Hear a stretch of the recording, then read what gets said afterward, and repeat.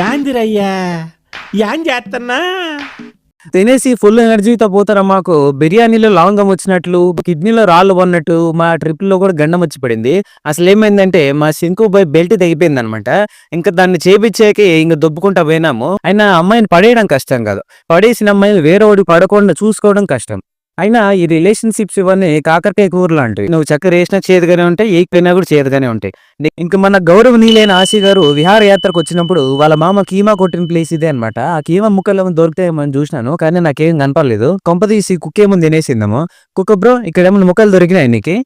నాకు తెలీదమ్మా, విన్నాను.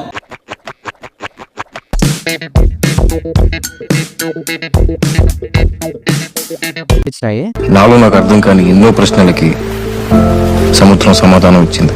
ఇంకేడికి వచ్చినా ఈ లవర్లు ఉండే వాళ్ళతో పంచాయతీ వేరు. అసలు వీళ్ళ గొడవలో వీడు ఉంటారు.